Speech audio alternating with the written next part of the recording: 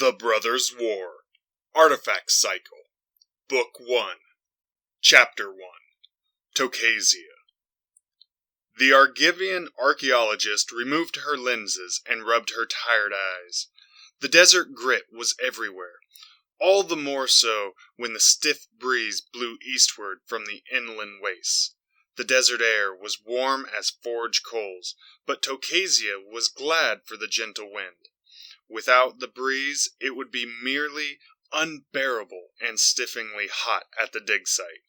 The aged researcher sat at an ornate table, a huge monstrosity with thick fluted legs and a heavy top inlaid with a polished shell. It was a gift from one of the noble families of Argiv, a reward for straightening out an errant scion of their line. The heirloom looked almost comical, perched on the outcropping that Tocasia had claimed as her headquarters, beneath a tarp of pale gray Tomical muslin. The gift had been well-intentioned, and she could only imagine the expense incurred in sending the table out to her. The desert had already taken its toll. The hand-rubbed finish had almost been entirely blasted away by the sand-laden wind, and the wood beneath had cracked as the heat boiled away the liquid still locked within. Furniture suitable for an Argivian dressing room was much less acceptable in the desert. Still, it was a flat space, and Tocasia appreciated it. The tabletop was littered with scrolls half-shoved in their cases, and survey maps weighted down by bits of rusted metal. The torn edges of papers fluttered in the breeze. A particularly large chunk of bluish metal sat directly before Tocasia, damning her with its enigma. It looked like a parody of a human skull, with a bat-like face and cold, impassive eyes of colored crystal set in the unfamiliar blue-tinted metal. The metal itself seemed as ductile and soft as copper, but bending it only caused it to reform slowly into its original shape. A set of Thran glyphs ran along the underside of the skull, which Tocasia had translated roughly as Su-Chi. Whether this was the name of the creature, its owner, or its manufacturer was a mystery to her. The skull's lupin lower jaw jutted forward, ending in a handful of fangs. The top of the skull had been peeled away to reveal a tangle of blue metal cables.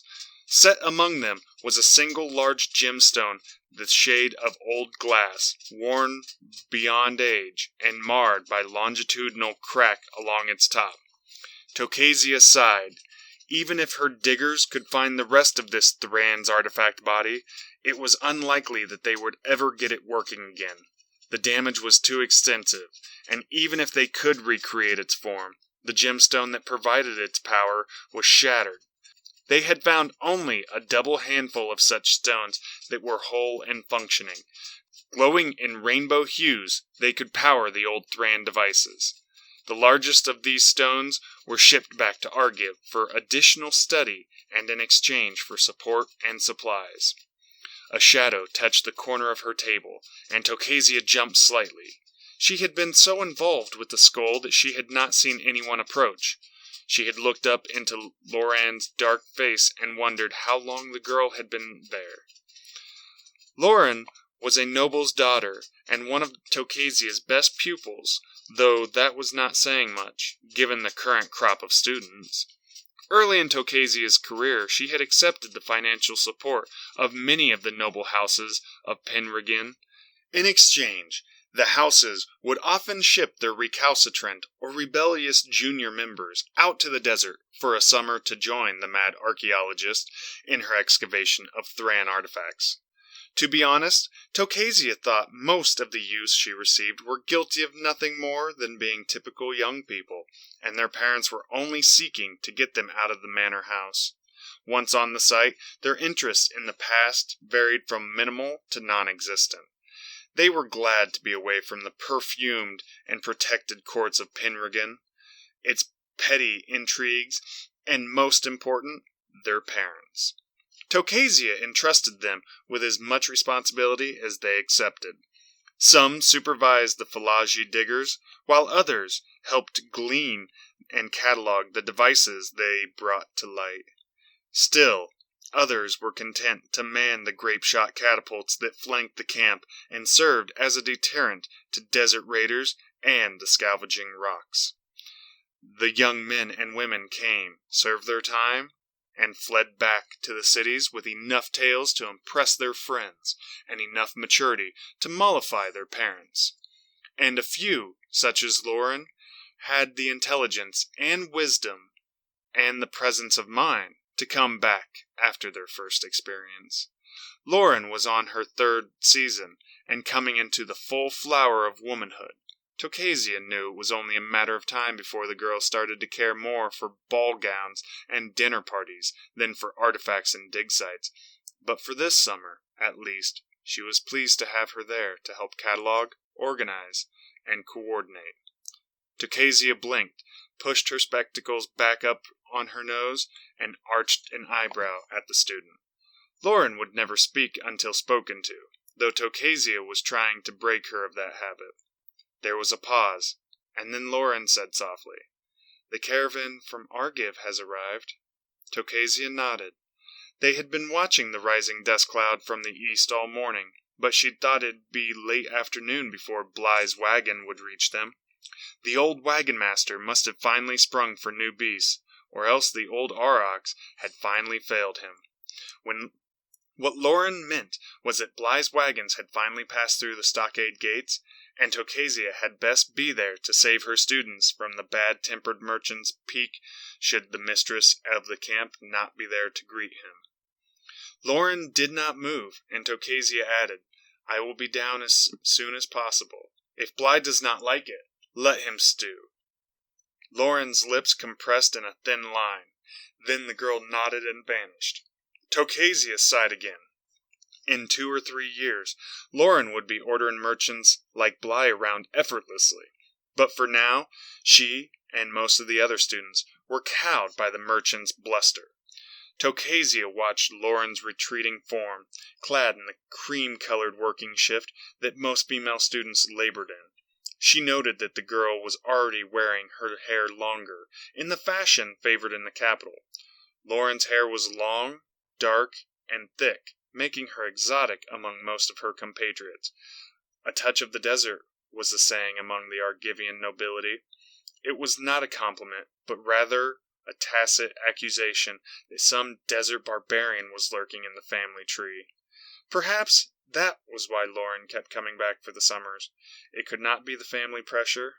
The last time Tocasia visited Penriggan, Lauren's mother had made it quite clear that Lauren should curb such foolish endeavors as rooting around in the dust for scraps of metal. Tocasia looked out over the camp, a rough wall built around the collection of hills.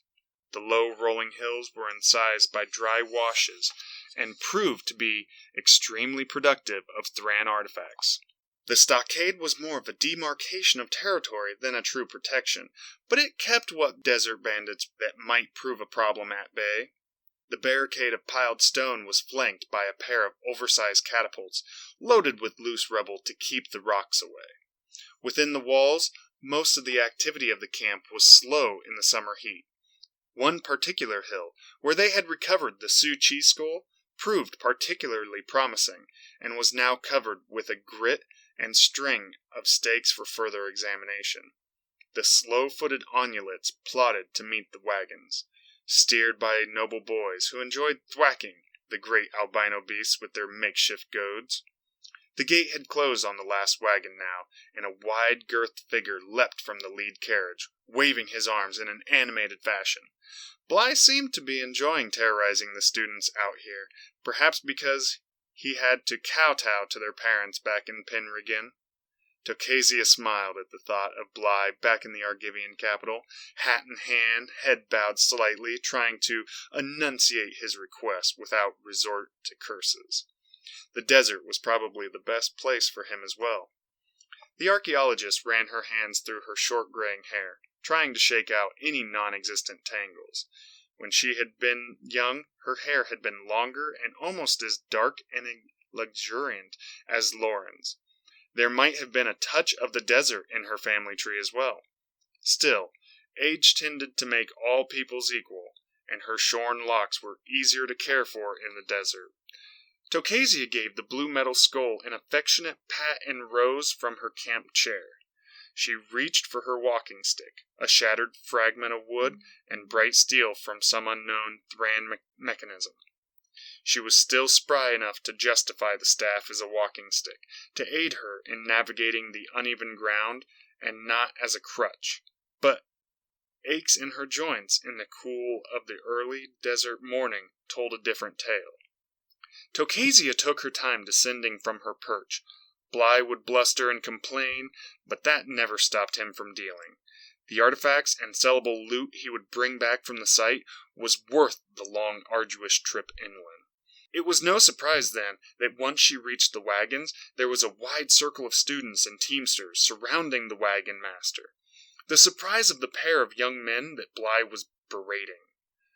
The two were strangers. One was dark-haired and stocky, and flinched every time Bly bellowed. He was half-hiding behind the other, a lean, tawny-haired boy who stood upright, taking the full blast of the wagon master's thunder. "Frauds! Cheats! Liars!" shouted Bly. The pair were all of 10 years old, Tocasia guessed. 12 at the outside. That was about the age nobles first considered sending their children out to Tocasia's camp. But these were not her students, and no new arrivals were expected until the beginning of next season. Lauren was at one side of the crowd, looking both embarrassed by the scene and relieved that she was not the object of Bly's temper. "You seek to cheat me. Now get busy unloading, you motherless dogs," sputtered Bly, a crimson hue crawling through his face. The dark-haired boy raised his fist and took a step forward. The older blond lad held out an arm to block his companion, but his eyes never left the wagon master. "Syra," he said calmly, through loud enough for the surrounding crowd to hear, "we had a bargain.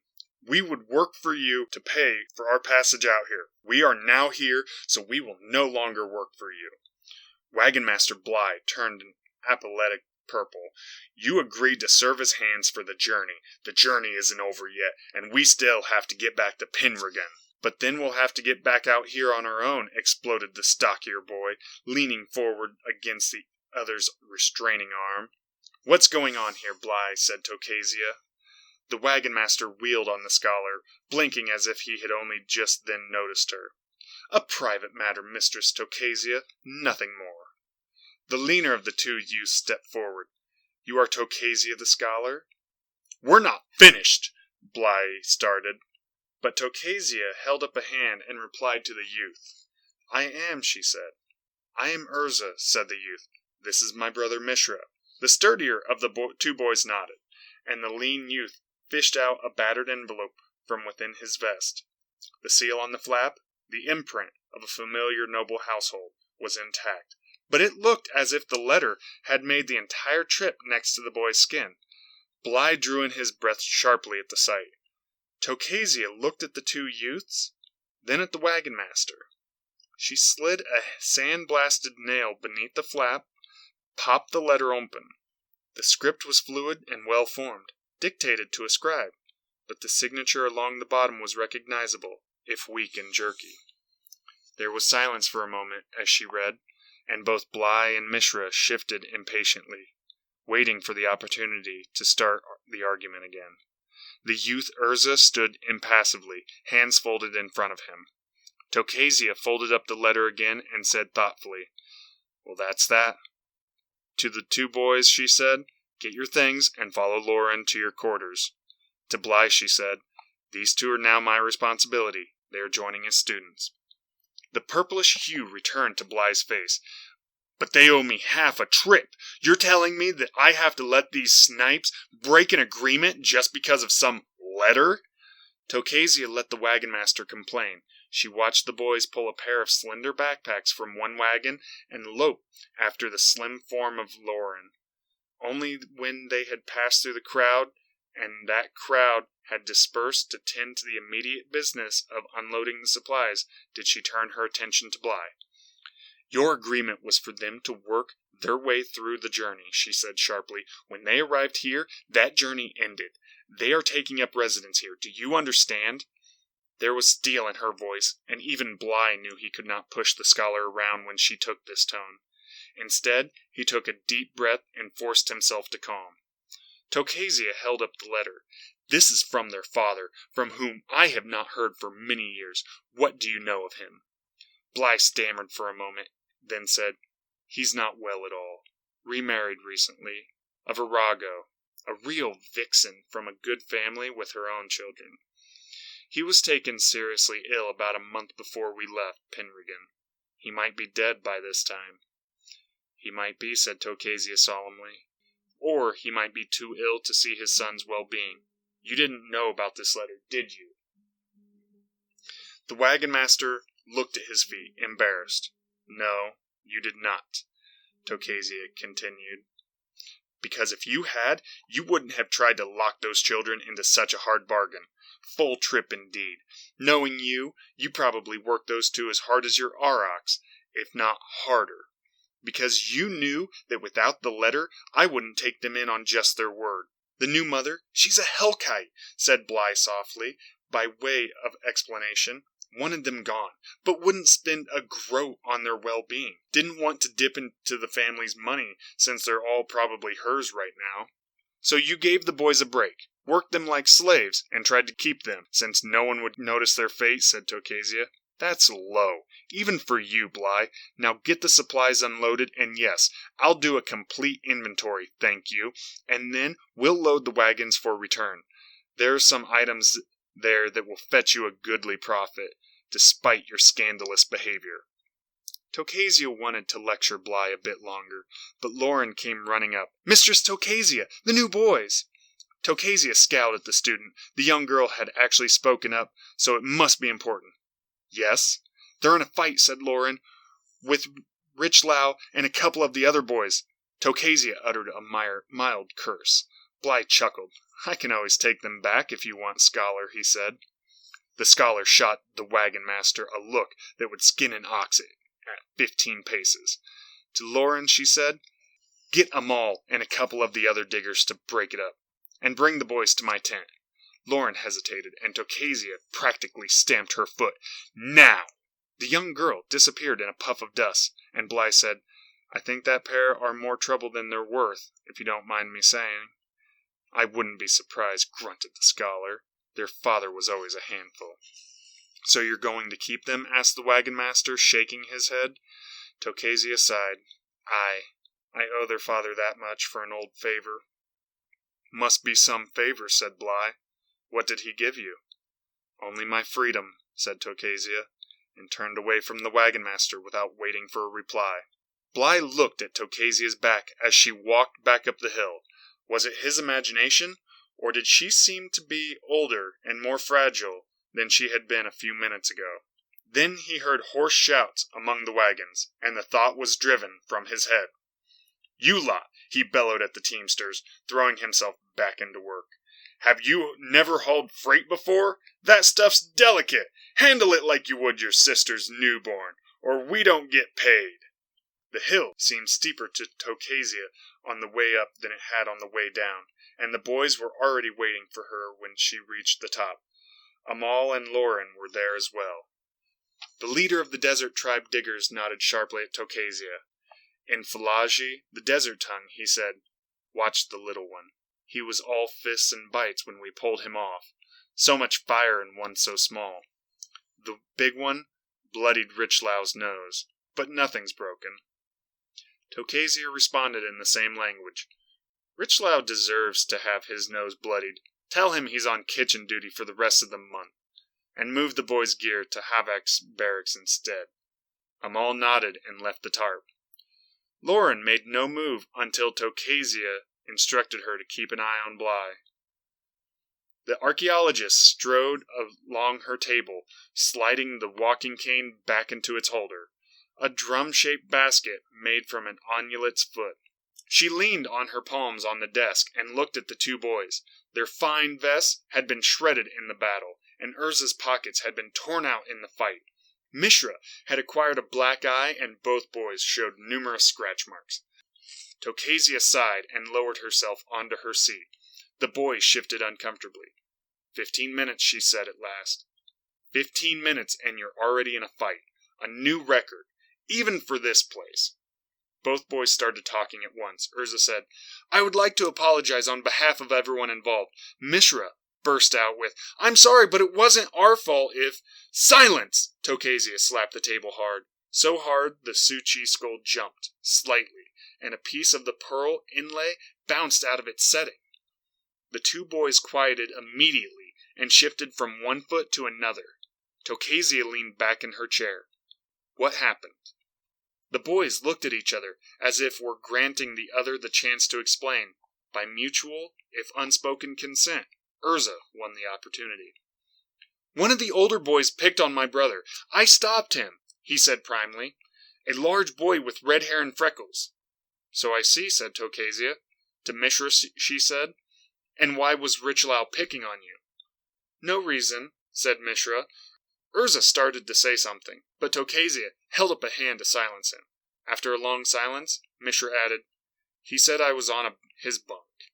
And were you? Asked the scholar. Mishra shrugged. I guess. Then after a pause, he blurted out, But he didn't have to be rude about it. Richlau is rude about everything, said Tocasia. You're going to have to get used to that if you stay here. To Urza, she said, You're the older brother, correct? I am, said Urza, but Mishra made a small coughing noise. Urza made a face and added, I should say that Mishra and I were born in the same year. I was born on the first day of the year. Mishra was born on the last. So for all days but the last, I am a year older. On the last day we're equal, piped Mishra, as if pleased that his brother had corrected himself. Tocasia held up the letter from Urza's vest. Do you know what this says? Again the two boys looked at each other. Tocasia sensed they were conferring in a secret language, one only they could hear. Not exactly, answered Urza at last. Your father was a dear friend to whom I owe much, observed Tocasia. He wants me to look after you, to care for you, should something happen to him. That means you're going to be staying here for quite a while, and that means you're working with me and my students. If you're uncomfortable with this arrangement, I can send you back with Bly, but to be honest, I don't know what kind of welcome would await you back in Penregan. Again the boys looked at each other. It was Mishra who spoke this time. What is it that you do? I dig, said Tocasia, or rather, I supervise others who dig. We are searching for artifacts out here. Do you know what I'm talking about? Remnants of the past, said Urza, of a civilization that stood here long before Argiv or any of the nations of Terrasire. Relics. That's right, said Tocasia.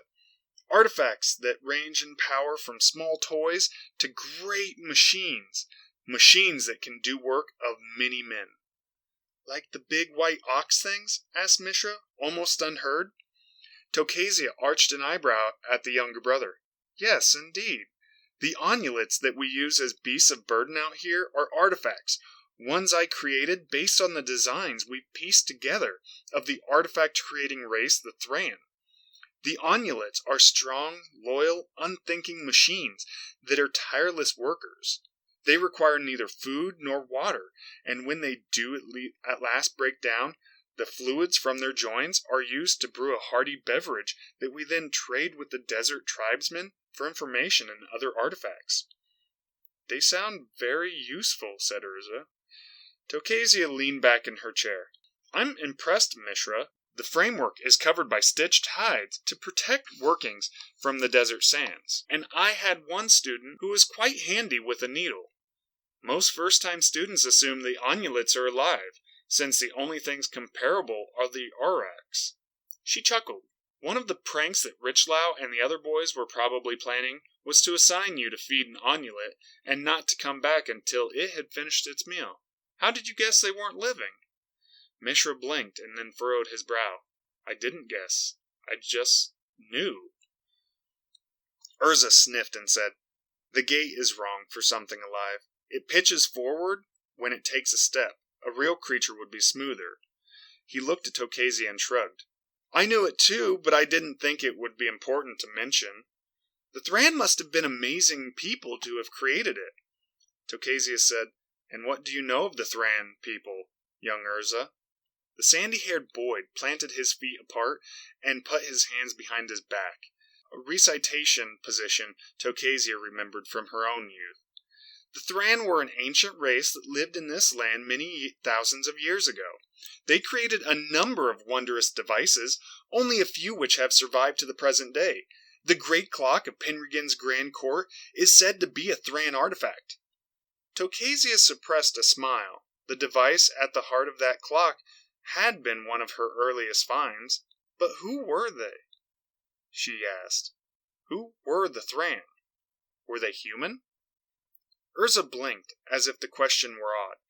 Of course. Why wouldn't they be? What proof can you offer? Asked Tocasia. Urza thought for a moment, and Tocasia noticed he dropped his head slightly, as if trying to support a thought-filled head with his chest. I don't remember anything saying they weren't. I assumed they were. Most people do, said the scholar, but the truth of the matter is, we don't know. They might be human. Yes, Amal, one of the Philagi, has some folk stories about the Thran who were powerful gods, who brought the people into this world, but the stories neglect any specifics. The Thran could have been minotaurs, elves, dwarves, or goblins for all we know. Oh, I hope they were minotaurs, said Mishra. Those are neat looking. Urza spread his hands before him and said dryly, There was a carnival in Penregan when we were younger. Most of what Mishra knows of minotaurs comes from seeing one there. But the fact remains we don't know who the Thran were, continued Tocasia, and so we dig, we examine, and we try to piece together the parts of the past. The amulets are a result of what we have learned. So, to a lesser extent, are the grapeshot catapults that guard the encampment. We do know that many of the Thran devices were powered by crystalline energy sources. We call them power stones. What the Thran called them is anyone's guess. We have a rough idea of their language, though precious little that has been written down. We have not found any statuary art or pottery, nothing that implies the creative arts. We know they stripped this land bare, but don't know how they died off, whether by internal war, famine, or plague. She sighed. We have no idea even what they look like. They could have looked like us, or they could have looked like our friend here. She pushed the Suchi forward on the desk and patted it. Mishra reached forward and grabbed the skull. Tocasia was surprised by the speed that only desert predators and small children can manage. He turned it over and over in his hands. Stop! Tocasia began. She wanted to say, Stop that and put it back down, but she was too late. At the first sound from her, Urza leapt on his little brother. Put it down, snapped the sandy-haired boy. It might be dangerous. It's not dangerous, snarled his darker-haired brother. If it was dangerous, she'd keep it someplace where we couldn't touch it. Then it's fragile, shouted Urza. You'll break it. If I break it, it'll be because you made me, replied Urza. The pair formed a tight knot, the Suchi skull between them. Give, shouted Urza. No, responded Mishra. Enough, roared Tocasia, thundering both hands on top of the table. At once, both boys were on their feet again, and the skull was rocking gently against the pearl inlay where it had been a minute before. The scholar scowled at the boys. You two talk a good game, and seem to have enough energy to burn. Good enough. You're going to spend the rest of the month learning from the ground up. You'll start by working in the kitchen, alongside Richlau. So I strongly recommend you figure out how to deal with him. If I have any more trouble with the pair of you, I'll send you back with Bly. She glared at them.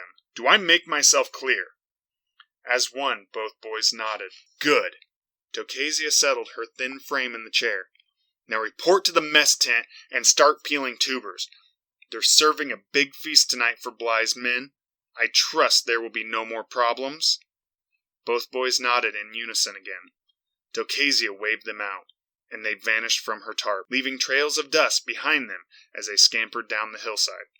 Despite herself, Tocasia smiled. They were so close in age, but their birth orders set their attitudes.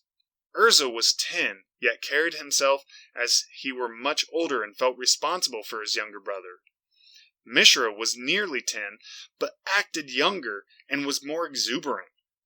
He would probably be willing to try out new things, thought Tocasia, but Big Brother would be there to watch out for him. Still, she mused, a word to Richlaw would probably be wise.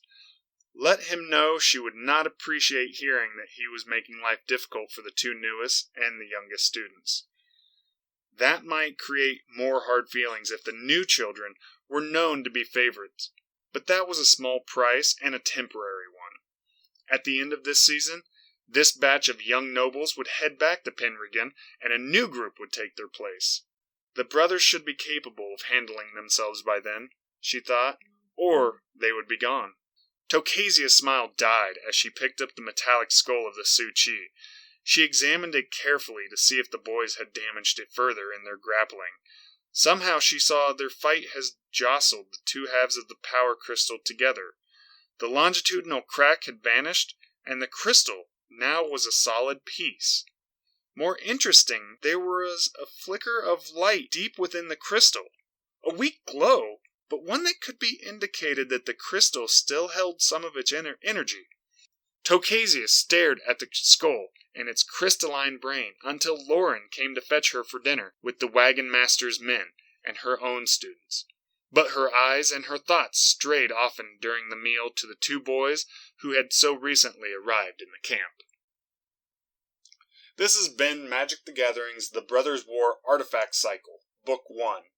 I'll be doing other books along the way. I'll be also making other videos. So, if you like my content, go ahead, leave a like, subscribe, and check out our other videos.